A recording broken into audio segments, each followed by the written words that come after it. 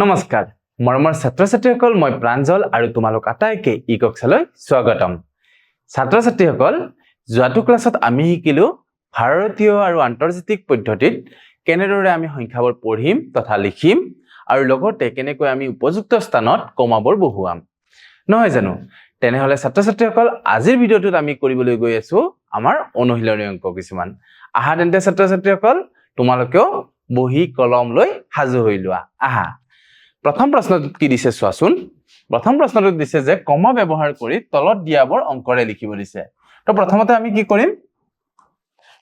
আমি কৰিম সংখ্যাটো লিখি লম কি কৈছে সংখ্যাটো ৭৫ লাখ ৬৯,৩০৭ মই এটা সহজ বুদ্ধি দিছো যদি আমি এনেকৈ হুধে তেতিয়াহলে সংখ্যাটো আমি এনে ধৰণেও কৰিব পাৰো প্ৰথমতে কি আছে এইপিনে কি আছিল ৩০৭ এককৰ গোটত কি আছিল ৩০৭ তো ৩০৭ তো আমি এনে ধৰণে লিখিম তাৰ পিছত কি আছিল ইয়াতে আহিব কমা তাৰ পিছত আছিল ৬৯,০০০ মানে 69 ৬৯,০০০ তাৰ পিছত কিমান আহিল ৭৫ লাখ ইয়াতে কমা আহিব আৰু ৭৫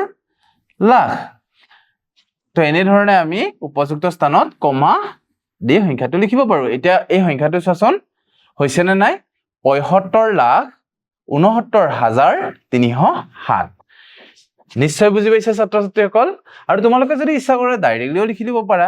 এনে ধৰণেও লিখিব পাৰা ৭৫ লাখ তাৰ পিছত ৬৯ কি হ'ব 1000 হ'ব আৰু শেষত কি হ'ব ৩০৭ হ'ব ৩০৭ প্ৰথমৰ পৰা ব্যৱহাৰ কৰিবা তোমালোকে বেছি সহজ পাবা কিন্তু অকল যদি এনে ধৰণে হুধে তেতিয়াহলে তোমালোকে এককৰ স্থানৰ পৰাও আৰম্ভ কৰি কিনে কৰিব পাৰা আহা তাৰ পিছৰ প্ৰশ্নটো লৈ এবাৰ আমাক দিছে অন্য এটা প্ৰশ্ন একেই ধৰণে আমাক কৰিব দিছে সংখ্যাটো লিখি উপযুক্ত স্থানত কি কৰিব দিছে কমাটো বহুৱাব দিছে কি হৈছে 9 কোটি 9 কোটি লিখিলো 9 কোটি কিমান লাখ 11 লাখ 11 লাখ তাৰপিছত আকৌ কমা আহিব তাৰ পিছত কিমান আহিলে 21000 202 মানে 202 এটো হৈ যাব সংখ্যাটো আৰু আমাক কোনটো প্ৰণালীত বহুৱাব দিছিল কমাটো কমা ব্যৱহাৰ কৰি তলত দিয়া সংখ্যাবোৰ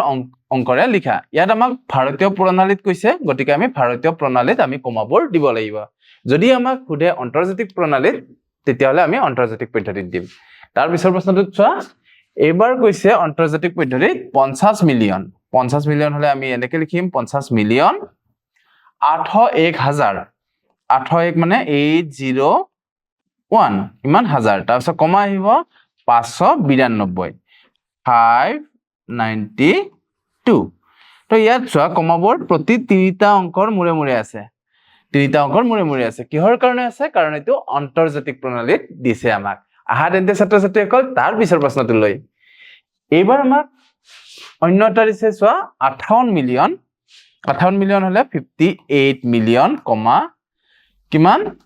২৬,০০০ কিমান হাজাৰ দিছে চোৱাচোন ২৬,০০০ কিন্তু কেইটা অংক থাকে হাজাৰত তিনিটা থাকে যেহেতু এইটো তোমাৰ আন্তৰ্জাতিক প্ৰণালীত কৈছে গতিকে 026 হাজাৰ আৰু তাৰ পিছত কৈছে 202 এনে ধৰণে আমি কৰিম 58 মিলিয়ন ২৬,২০২ তেনেহলে ছাত্ৰ ছাত্ৰীসকল তাৰ পিছৰ প্ৰশ্নলৈ আহাচোন এইবাৰ আমাক কৈছে বিএত যে ভাৰতীয় প্ৰণালীত তলৰ সংখ্যাবোৰত শুদ্ধকৈ কমা বহুৱাই কোনটো প্ৰণালীত কৈছে ভাৰতীয় প্ৰণালীত কৈছে ভাৰতীয় প্ৰণালীত আমি কমা কেনেকৈ দিও প্ৰথমতে তিনিটা অংকৰ আগত আমি কমা দিও তাৰ পিছত দুটা অংকৰ আগে অৰ্থাৎ আমি এনে ধৰণে কমা দিম সংখ্যাটো লিখি লম 970572001 প্ৰথমতে ইয়াত কমা দিম তাৰ পিছত দুটা ঘৰ আগত মানে দুটা অংকৰ আগত তাৰ পিছত দুটা অংকৰ আগত এনে ধৰণে আমি কমা দিম এটো হৈ যাব আমাৰ ভাৰতীয় সংখ্যা প্ৰণালীত কমা দিয়াৰ নিয়ম ইয়াক কেনেকৈ পঢ়িম চোৱাচোন ৯,৭০,৫৭,২০১ আহা তেন্তে তাৰ পিছৰ প্ৰশ্নলৈ এইবাৰ আমাক দিছে অন্য এটা আৰু ইয়াতো আমাক কমা বহুৱাব দিছে প্ৰথমতে অংকটো লিখি লোৱা 9 আছে 4টা তাৰপিছত দুটা শূন্য আছে তাৰপিছত আছে 4 আৰু 6 তো এইটো যদি আমাক কৰিব দিয়ে ইয়াত কি কৰিম তিনিটা অংকৰ আগত আমি কমা দিম আকৌ দুটা অংকৰ আগত দিম আকৌ দুটা অংকৰ আগত দিম এটো কেনে ধৰণে পঢ়িম 9,99,90,046 তো এনে ধৰণে আমি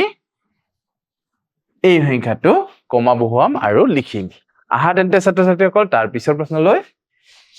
এইবাৰ দিছে অন্য এটা সংখ্যা এইটোকো আমাক ভাৰতীয় সংখ্যা প্ৰণালীত লিখিবলৈ দিছে 98423107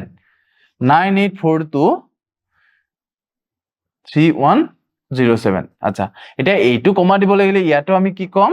তিনিটা অংকৰ আগত কমা এটা দিম তাৰপিছত দুটা অংকৰ আকৌ দুটা অংকৰ আগত দিম এটা এইটো কেনেদৰে পঢ়িম 9,84,23,107 তো এইটো হৈ যাব ইয়াৰ উত্তৰ আমাক অকল কমা দিব দিছে শুদ্ধকৈ কমা বহুৱাব দিছে লিখিব দিয়া নাই তথাপিতো তোমালোকে লিখি ল'ব পাৰা আহা তেন্তে ছাত্ৰ ছাত্ৰীসকল তাৰ পিছৰ প্ৰশ্নলৈ এবাৰ আমাক কি কৈছে চোৱা আন্তৰ্জাতিক প্ৰণালীত তলৰ সংখ্যাবোৰত শুদ্ধকৈ কমা দিব দিছে তেতিয়াহলে আমি এইটো কেনেকৈ কৰিম 7982190 আন্তৰ্জাতিক সংখ্যা প্ৰণালীত যদি আমি কমা দিব লাগে প্ৰতি তিনিটা ঘৰৰ মূৰে মূৰে আমি কমাবোৰ দিব লাগে যত প্ৰথম কমাটোৱে হাজাৰ বুজায় তাৰ পিছত মিলিয়ন বুজায় তাৰ পিছত বিলিয়ন বুজায় নিশ্চয় পাইছিলা আৰু পঢ়াইছিলো মই তোমালোকক এতিয়া আমি তেনে ধৰণে কমা দিব লাগিব ইয়াত তিনিটা ঘৰৰ আগত মানে তিনিটা অংকৰ আগত কমা দিলো আকৌ তিনিটা অংকৰ আগত কমা দিব লাগিব এটা এটো কেনেদৰে পঢ়িম আমি 79,821,902 বুলি পঢ়িম তেনেহলে ছাত্ৰ ছাত্ৰীসকল তাৰ পিছৰ প্ৰশ্নলৈ আগবাঢ়ো আহা তেন্তে এইবাৰ আমাক দিছে অন্য এটা অংক সংখ্যা আৰু এই সংখ্যাটো কৰিব দিছে আন্তৰ্জাতিক প্ৰণালীত কমাবোৰ বহাব দিছে তিনটা 9 আছে তাৰপিছত তোমাৰ প্ৰথমতে যিখিনি আছে সেইখিনি লিখি লও আমি 102 1 2 3 4 5 6 7 8 1 2 3 4 5 6 7 8 ঠিক আছে তো ইয়াতে আমি কমা দিব লাগিব তাৰপিছত আকৌ ইয়াতে এটা কমা দিব লাগিব এটো আমি কেনে ধৰণে পঢ়িম 99,958,102 বুলি পঢ়িম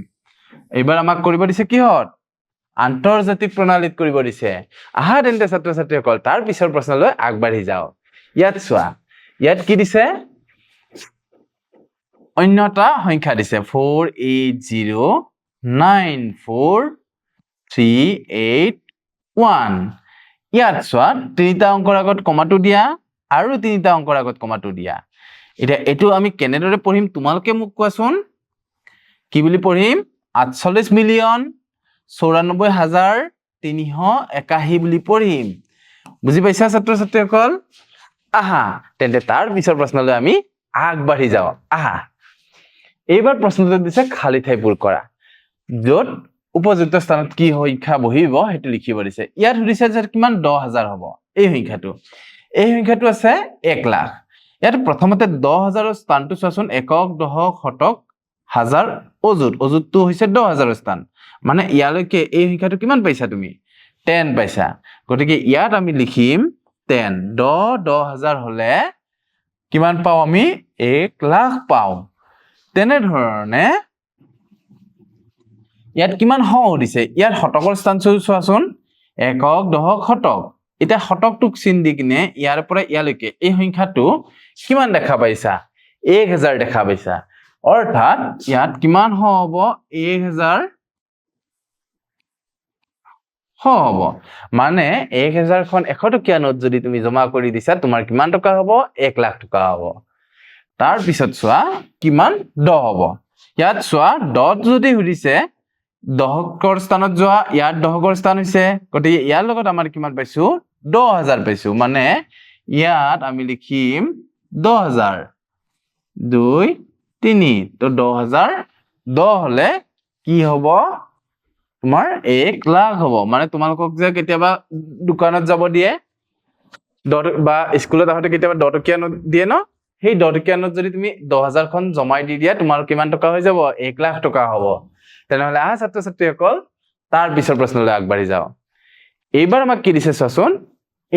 এইবাৰ কৈছে আমাক যে এই সংখ্যাটো এবাৰ আমাক কৈছে যে এই সংখ্যাটো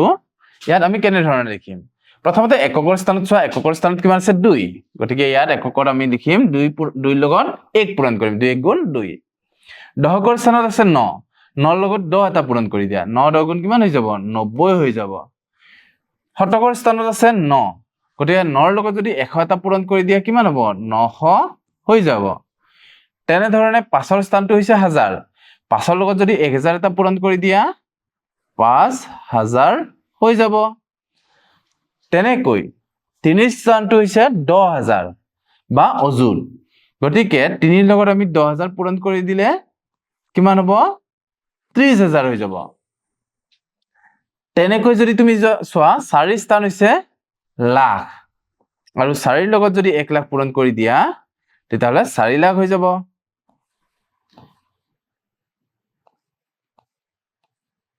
একক দশক শতক হাজাৰ অযুত লাখ এনে ধৰণে লিখিম আৰু শেষত 9ৰ স্থান আছিল কিমান 9ৰ স্থান আছিল 10 লাখ গতিকে 9ৰ লগত পূৰণ কৰি দিম আমি 10 লাখ তো 9ৰ লগত যদি আমি 10 লাখ পূৰণ কৰি দিও তেতিয়াহলে কিমান পাম আমি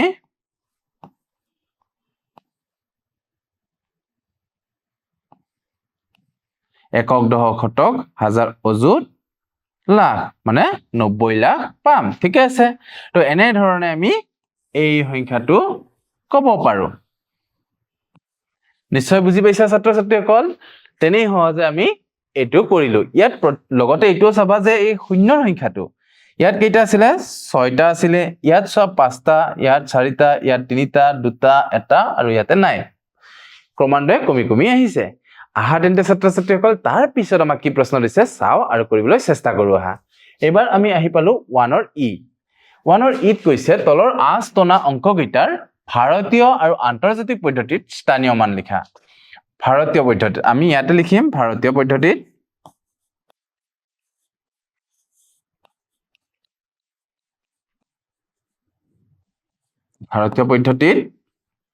আৰু ইয়াত লিখিম আন্তৰ্জাতিক পদ্ধতিত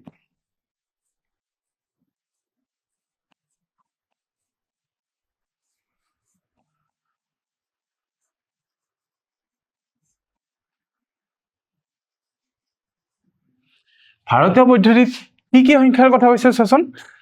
আস্তনা অংককেইটাৰ 8 4 আৰু 2 8ৰ স্থানীয় মান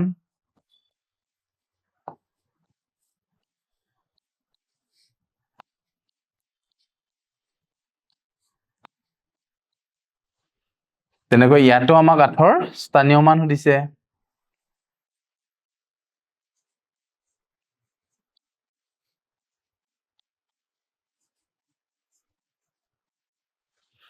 তাৰ পিছত 4ৰ স্থানীয় মান 4ৰ আমি এনেকৈ লিখি দিব পাৰো 4ৰ স্থানীয় মান আৰু 2ৰ স্থানীয় মান ইয়াতেও 4ৰ স্থানীয় মান আৰু 2ৰ স্থানীয় মান সুধিছে এতিয়া চোৱা 8ৰ স্থানীয় মান আমি প্ৰথমতে ভাৰতীয় পদ্ধতিটো লিখিম গতিকে ভাৰতীয় পদ্ধতিৰ হিচাপত আমি কমাটো দি লম ইয়াত কমা দিম ইয়াত কমা দিম আৰু ইয়াত কমা দিম এটা ভাৰতীয় পদ্ধতিত যদি আমাক খুদে 8ৰ স্থানীয় মান কিমান তেতিয়া আমি কি কম একক দশক শতক হাজাৰ অযুত লাখ নিযুত কোটি মানে 8 কি কম স্থানীয় মানটো 8 কোটি বুলি কম তেনে ধৰণে আমাক স্থানীয় মানটোৱে সুধিছিল 4ৰ স্থানীয় মান 4ৰ স্থানীয় মান হ'ব 4 লাখ নহবনে তাৰ পিছত 2ৰ স্থানীয় মান 2ৰ স্থানীয় মান হ'ব 200 তেনে ধৰণে যদি তুমি আন্তৰ্জাতিক পদ্ধতিত চোৱা তেতিয়া হলে তুমি আন্তৰ্জাতিক পদ্ধতিত কমাবৰ বহুৱাই ল'ব লাগিব এতিয়া মই আগৰখিনি মুছি দিলো আৰু আন্তৰ্জাতিক পদ্ধতিত কমাবৰ দি লম ইয়াতে কমা এটা দিম ইয়াতে কমা এটা দিম এনে ধৰণে দি লম তেনেকৈ চাবা আন্তৰ্জাতিক পদ্ধতিত আমি 8ৰ যেটো স্থানীয় মান 8ৰ স্থানীয় মানটো কি লিখিম এইটো আছিল 10 মিলিয়নত গতে 10 মিলিয়নত থাকিলে এইটো কি যাব 8 10 মানে 80 মিলিয়ন ইয়াত লিখিম আমি 80 মিলিয়ন বুলি লিখিম তাৰ পিছত 4ৰ যদি স্থানটো উদা 4 এইখিনি আছিলে হাজাৰৰ গোট গতিকে এইটো কি আছিলে 1000 10000 আৰু 100000 মানে এইটো হৈ যাব 400,000 তেনেধৰণে 2 যদি সোধা এইটো কি হৈ যাব 200 হৈ যাব তো এনেধৰণে আমি ইয়াৰ স্থানীয় মানবোৰ ক'ব পাৰো তেনেহলে ছাত্ৰ ছাত্ৰীসকল আহা তেন্তে তাৰ পিছৰ প্ৰশ্নলৈ আগবাঢ়ি যাও এইবাৰ আমাক দিছে অন্যটা আৰু ইয়াতো আমাক লিখিব দিছে ভাৰতীয়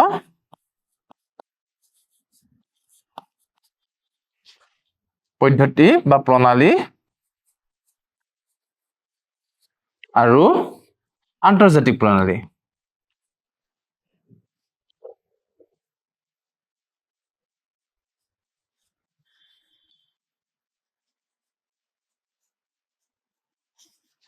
ইয়াত কি দিছে 18 স্থানীয় মান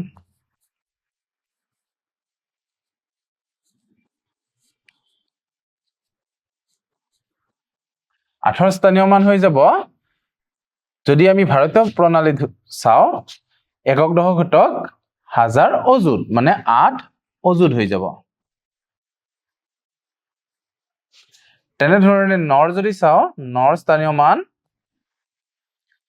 কিমান হ'ব 9000 হৈ যাব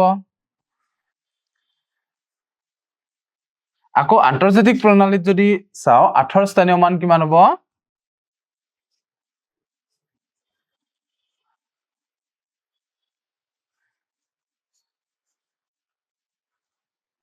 18 স্থানীয় মানটো হৈ যাব আন্তৰ্জাতিক প্ৰণালীত ইয়াত কমা দিব লাগিব আৰু এইখিনি কি হৈ আহিব হাজাৰত আহিব গতিকে 80000 হৈ যাব 80000 হ'ব আৰু নৰ স্থানীয় মান কি হৈ যাব 9000 হৈ যাব তেনেহলে বুজি পালা ছাত্ৰ ছাত্ৰীসকল হাজাৰ স্থানলৈকে অন্তত একেই হৈ থাকে তো এনে ধৰণে আমি আন্তৰ্জাতিক আৰু ভাৰতীয় প্ৰণালীত কি কৰিব পাৰো স্থানীয় মানবোৰ লিখিব পাৰো তাৰ পিছৰ প্ৰশ্নলৈ আহাচোন এবাৰ আমাৰ 1ৰ এফত দিছে যে 10 কোটিত কিমানটা অংক আছে 10 কোটিটো প্ৰথমতে লিখি লোৱা একক দশক শতক হাজাৰ অযুত লাখ নিযুত কোটি 10 কোটি কমা কেইটা দিয়া ইয়াত কমা দিব লাগিব ইয়াত কমা দিব লাগিব ইয়াত কমা দিব লাগিব হৈ গল 10 কোটি এটা চোৱাচোন কেইটা অংক আছে 1 2 3 4 5 6 7 8 9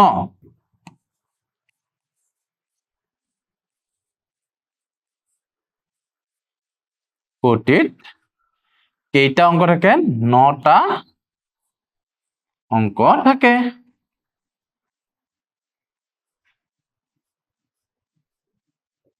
তো এনেধৰণে তোমালোকে লিখি দিব পাৰা আৰু এইটো আমি লিখি দিছো 10 কোটিটো চোৱা একক দশক শতক হাজাৰ অযুত লাখ নিযুত কোটি তো 10 কোটি হৈ গল নহয় আহা তেন্তে ছাত্ৰ ছাত্ৰীসকল তাৰ পিছৰ প্ৰশ্নটো লৈ এইবাৰ আমাক দিছে আন্তৰ্জাতিক পদ্ধতিত 10 লাখৰ সমতুল্য স্থান কি 10 লাখ মানে কিমান আছিলে 10 লাখ মানে আছিলে 1 মিলিয়ন তো আন্তৰ্জাতিক পদ্ধতিত 10 লাখৰ সমতুল্য স্থানীয় মান হ'ব 1 মিলিয়ন হ'ব এনেধৰণে আমি ক'ব পাৰো তেনেহলে ছাত্ৰ ছাত্ৰীসকল আজিলৈ আমাৰ ভিডিঅ'টো ইয়াতে সামৰণি মাৰিছো অহাবাৰ পুনৰ নতুন এটা ভিডিঅ'ৰিতে পুনৰ লগ হ'ম তেতিয়ালৈ তোমালোক আটাইকে ধন্যবাদ